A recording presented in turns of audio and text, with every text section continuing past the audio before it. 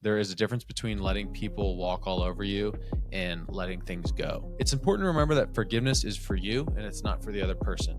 If you don't want to do something, don't tell people that you will. Even if sometimes you come off as blunt or direct, I think it's better to be truthful than it is to be dishonest.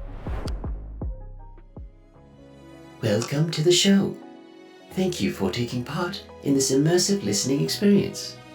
A meaningful existence is a moving target that, no matter how close, will always be out of reach. We hope this message finds you with an outstretched hand. As we attempt to uncover complex truths, remember, life's toughest questions can be answered if we all just focus on one thing: being good people. Hello, everybody, and welcome to Good People, episode 68. My guest today is me. In today's episode, I will be talking about 17 things that I have learned from Ryan Holiday. Ryan Holiday is a top author for me. I've read several of his books. The main series probably that most people know him by, Ego is the Enemy, Stillness is the Key, Obstacle is the Way. And I have since followed along with some of his other books that he is currently still releasing on the 4 Stoic Virtues. In any case, Ryan Holiday is a great thinker. I've learned many things from him, actionable things that actually matter. And in a world full of, quite frankly, bullshit self-improvement advice, voices like Ryan Holiday are very much appreciated. That being said, if you're watching this episode on YouTube, if I look like a cave dweller troll, it's because I've just paused a very full weekend of World of Warcraft to record this episode. And when I'm done, I will be returning to said World of Warcraft marathon. So apologies there. Remember to like, comment, and subscribe. And turn on our post notifications so you don't miss our weekly uploads. If you like this episode, please consider sharing it with someone who you think would enjoy it too. Without further ado, enjoy the show. All right, first point that I've learned from Ryan Holiday. The most dangerous aspects of ego are generally unknown to us. Which means, by the way, that the user of ego generally doesn't know that their ego is interfering. This has helped me in 2 main ways. Number 1, I have more empathy for people if I recognize somebody is displaying a rampant or raging ego maniac type. And then 2, I think about a lot the ways in which my ego is going to be affecting me that I might not realize. A really simple example of this is CrossFit. In the CrossFit space, it's not uncommon to have a score for every single workout that you do. And something that I notice a lot of people do is they'll ask you like, hey, what did you get? What was your score for this workout? And you'll tell them. And then they'll sort of lean in, beckoning you to ask them, like, what was your score? So that they can tell you this awesome time that they got. Right. And I think sometimes people don't even realize that they're doing it, but there are certain ways in which we interact and communicate with other people that try to make it look like we are better than we are. And I think that is probably the most unrecognized way that ego interferes with most people's lives. So if you aren't actively trying to avoid letting your ego get involved, I think it's worth focusing some attention on that. Point 2, wake up early. We can all relate to the fact that once the day starts, things start to pile on. And usually by the end of the day, it can be easy to feel like we were too busy doing things, but we got nothing done, right? I'm left with that feeling quite a bit. I was doing stuff all day, but I feel like I've got nothing done. I think the best way to counter this is to rise early and do the most important things first. Obviously, I'm not the person who's come up with this. Ryan Holiday is probably not the person who came up with this, but he talks about it a lot, and I like to talk about it a lot. Don't wait to act on the things that you want. Get the most important stuff out of the way first. As soon as you wake up, do them, because if not, things will get in the way and you won't do them as consistently as you otherwise could if you just got up and did them first thing. Number 3, have a memento mori. Marcus Aurelius says you can leave life right now. Let that determine what you do and say and think. I think whether it's a physical trinket or you get a tattoo or you have a book or there's some other reminder, it's good to know and recognize often that our time on this earth is finite. I think grappling with your own mortality, although I think for some that can be scary, it is necessary to do on the path to peace and fulfillment. So, you must appreciate your hobbies, you must appreciate your relationships, you must appreciate your job. And the only way to do that is to know and recognize that one day all that stuff is going to be gone and it will end. Death is not something that arrives, it inches closer to us each year, in each day, in each moment. And so keep that in mind and allow it to dictate your course of action, your course of thought, the people that you talk with, the things that you do, etc. Number 4, let go of wrongdoings. Seneca said, would anyone think it normal to return a kick to a mule or a bite to a dog? Aggressive retaliation in a lot of ways is like this. There is a difference between letting people walk all over you and letting things go. The reason why I bring this up, and I think this is an important point to recognize, letting go of wrongdoings is basically forgiveness. It's important to remember that forgiveness is for you and it's not for the other person. Yes, I think at some level, you choosing to forgive somebody to them is sort of a relief. But for the most part, if you haven't forgiven somebody, you're letting those negative emotions fester. You're letting those things rule over you in some way, even if it's subconscious. And so I think giving some thought and attention towards when things go wrong or somebody does something wrong, forgiving them, letting things go, because if not, they will at some level affect you still. Number 5, do less. I have never taken something off of my plate and been less happy for it. In fact, it's usually the opposite. I usually take stuff off my plate and it makes me a happier person. I literally just mentioned at the beginning of this episode that I just interrupted a World of Warcraft marathon. Literally all I've done this weekend is play World of Warcraft. Is it productive or effective or efficient? No, but I didn't have anything else to do. And I've had a heck of a weekend doing that. I think that this advice resonates mostly with people who are constantly busy. But the point still stands. You cannot do everything. Life is too short to do everything to do everything. So don't try to. Try to do less, pick the most important things, and just do that. Number 6, learn to deal with your stress. Stress is a timeless concept. Life has always been and it will always be stressful. There is no way to get around the challenge of life. And the ways we all experience our stress, the ways we all experience our anxiety, other negative emotions that pop up, right? That's going to vary person to person. But I think what the underlying thing here is that we need to learn the ways in which we cope with our stress the best.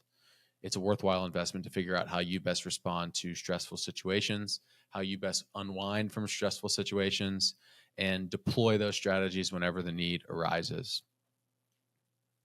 Next one, find a hobby. This is a surefire way, and the reason why I put this one here is because it is a surefire way for most people to manage their stress. What are the things that you like when you want to engage in leisurely activities? What are some things that reinvigorate you? What are your favorite ways to pass the time? Those are all good questions to ask yourself if you don't have a hobby or you don't have something that allows you to unwind. I think that at some level throughout your life, you'll probably have many different iterations of hobbies and things that bring you joy and fulfillment and leisure, but just be in tune with that, right? Video games is a good example for me. I played a lot of video games growing up. They made me super happy. I went through a long period of time where they no longer did. I felt like I was wasting my time. I felt like any hour or minute I spent playing video games, I wasn't doing something else. And I feel like in the last year or so, I've been able to revisit them in a healthy space. I obviously do not play them nearly as much as I used to, but I can play, 20, 30, 40 minutes here or there throughout the week, occasionally on the weekends. And it reinvigorates me to do all the other stuff that I want to do in my life. Find things that are like that and do them as often as necessary, as often as you need to. And I think all of our lives will probably be the better for it. Next one, go for a walk or go outside. I lump these two together. They're probably two main points, but I think that, you can kill two birds with one stone. Go for a walk outside. Nature and movement are the universal healers. The best way that you can enjoy, it's best that you can enjoy both of these at the same time, like I mentioned earlier, right? Ryan Holiday says, not every problem can be solved by going for a walk, but you definitely won't make it worse. I really love that quote. I think that is a very good summation of what it means to go for a walk. Again, it's not going to solve everything, but you're not going to make your problems worse. And in fact, it will probably give you the space and the time and the resources that you need to think through things that you're going with, let things go. A lot of the stuff that I mentioned earlier, I feel like going for a walk can sort of be lumped into one, right? Because, some people, they do it and it's a regular enough habit that you would consider it one of those leisurely activities that allows them to unwind stress. It allows you to game plan your day. It allows you to process hard things that you're going through. Going for a walk is a great habit to get into, if not daily, at least at some regular interval. Or if you ever feel like you are in a position to where you can't get away, simply stepping out and taking a walk is a fantastic strategy to help solve some of your problems. Point number 9 is the obstacle is the way. Ryan Holiday wrote a whole book on this. It's excellent. I can't recommend it enough. I'm definitely not going to give you a good summation of this whole point in the next 30 to 45 seconds. And so if you have not read The Obstacle is the Way, I could not recommend that book enough. I think we all have the sort of universal understanding that the things that we naturally resist are going to be the things that we need to do the most. So for example, if you have a hard time resting, making yourself rest. If you have a hard time with your diet, making yourself focus on your diet, right? The things that we are challenged by are the things that we probably need to work on the most. In a lot of ways, I think life can be unbearable, whether it's a horrible thing that's happened to you or almost insurmountable stress that you've been overcome with. Bearing the trials of life can only be done by taking them on. And so when you're going through something hard, sitting and doing nothing is going to literally do nothing for you. And an unfortunate truth, I think, to come to is that the challenges we face will be overcome every day if you just slowly, over time, chip away at them, show up to do them, and keep putting your best foot forward. So instead of resisting the obstacle, resisting the things that challenge you, lean a little bit harder into them. Number 10, I love this one because it's a bit contrarian. Don't set goals. There's no doubt that goals can be a great thing to contemplate and work towards. However, I think it's too easy for things to get in the way of goals, or for you to change your mind, or for priorities to shift. Literally anything. We change all the time. And so it is kind of a silly assumption to make that I have this goal that I'm going to accomplish over the next 30 years, because in 2, 3, 4 years, you're going to be a different person. And the cost associated with that difference is going to be that you might not want the same things. And so instead of saying, I want a 6-pack by X date, or literally any other goal, right? Just what are the practices that go along with that? I'll work out 5 times a week and have a diet protocol, right? That's a very simple explanation for it. You might get a 6-pack along the way, right? But it's actually not very outcome dependent, because it's a process. And you're tying yourself to the actions associated with achieving all of the goals that are under the umbrella of fitness, right? And so no matter what happens, you get injured, you suddenly lose interest, you lose a lot of your free time, you can't dedicate as much time as you could in the past. Whatever it is, you can still adapt your practices and your quote unquote goals to whatever that your lifestyle needs or looks like at the time. Next point, don't tell yourself stories. Think of all the successes that you've had in your life. It's easy to tell yourself that you had all of your highest moments planned out beforehand, and you worked day in and day out in the weeks and months and years leading up to them.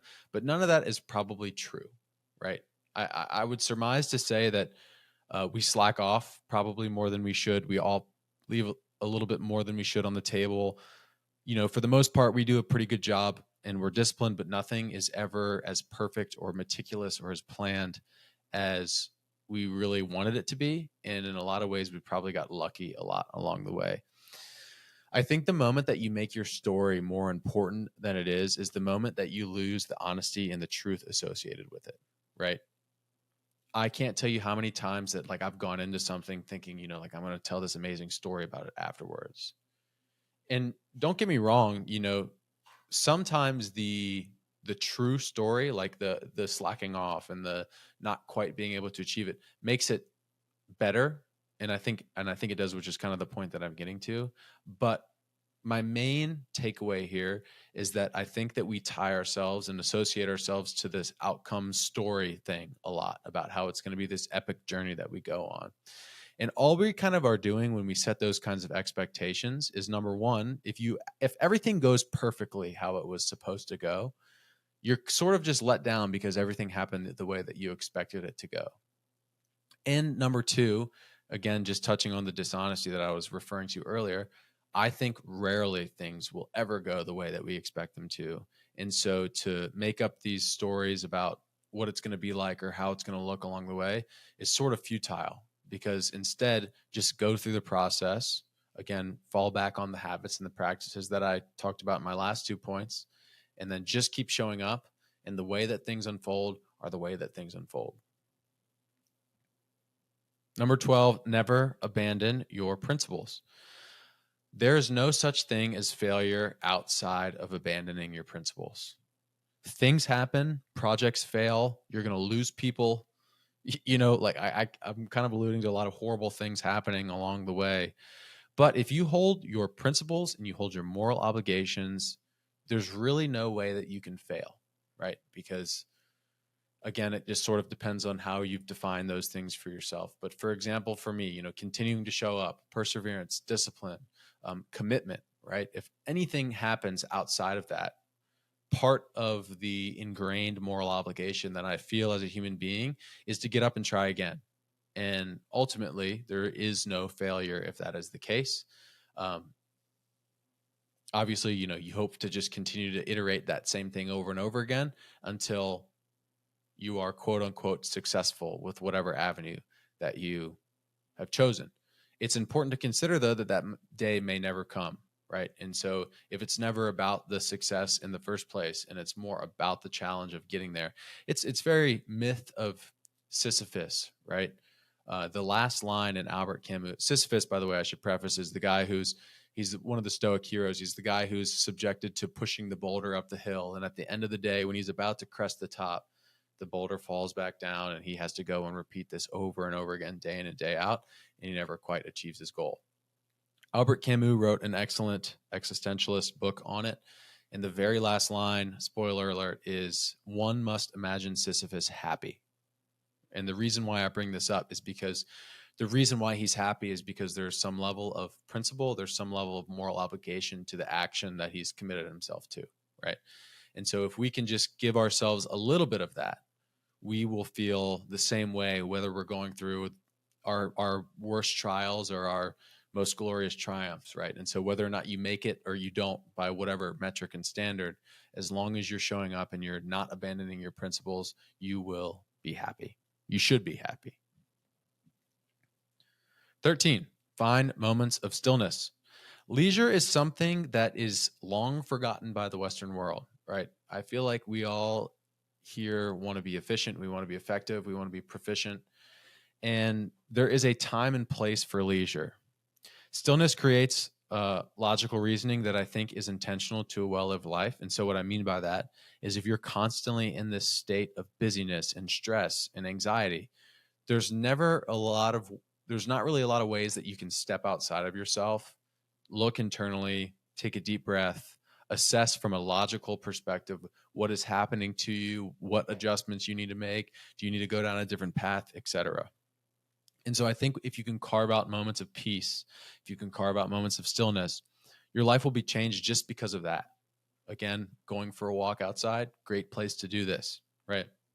It could literally just be at the end of the day, sitting down on your couch and thinking about your day, putting your day up for review, putting yourself up for a review, and it will allow you to create that time of stillness, and it will allow you to hopefully move forward into the world in a bit more productive and better way, at least from the perspective of actually getting the things that you want out of life. Number 14, keep your word. Ryan Holiday says, we will regret many things in this life, but we'll never regret being the kind of person who keeps their word, who sweats truthfully with their actions, the promises they made with their mouth. If you say something, do it, plain and simple. There's no other way to put this. If you don't want to do something, don't tell people that you will.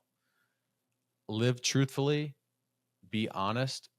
Even if sometimes you come off as blunt or direct, I think it's better to be truthful than it is to be dishonest. Number 15, Ryan Holiday in Ego is the Enemy writes this book about this guy named John Boyd. I love this story. I've told several people this story over the last couple of weeks. John Boyd was a corporal in the Air Force. If you're listening to this, you probably have never heard of him unless you've read Ego is the Enemy. And it's for good reason. He was, like I said, a corporal in the Air Force. And the work that he did has in many ways affected pretty much every branch of the United States military in some way. And when new recruits would join the Air Force and they had a lot of promise or they were ambitious, whatever, John Boyd would pull them aside and he would tell them this story. And he would say, you can either be somebody or you can do something. And he would say, whatever the recruit's name is, you're going to go through your career and you're young and you're ambitious and you have these goals and you're going to get to this fork in the road. And when you get to that fork in the road, you're going to remember this conversation because I'm telling you right now, he'd say, if you go this way, and he would gesture with his hands and he would say, you can do something, you can be somebody. And, you can get the assignments that you want. You can, be a part of the club. You can make a name for yourself. You can get all the appointments that you want. And he said, or when you get to the fork in the road, you can go this way. And he would gesture the other way with his hands. And he would say, if you go this way, you can actually do something. You don't have to abandon your friends. You don't have to abandon your values. You can do something for your country. You can do something for your Air Force. You can do something for yourself. And the whole story was put in that context because I think that in a lot of ways, we are all faced with that choice at various points throughout our life, right? To be somebody or to actually do something. And I also, it's not lost on me the sort of irony of the fact that I'm on a podcast talking about this.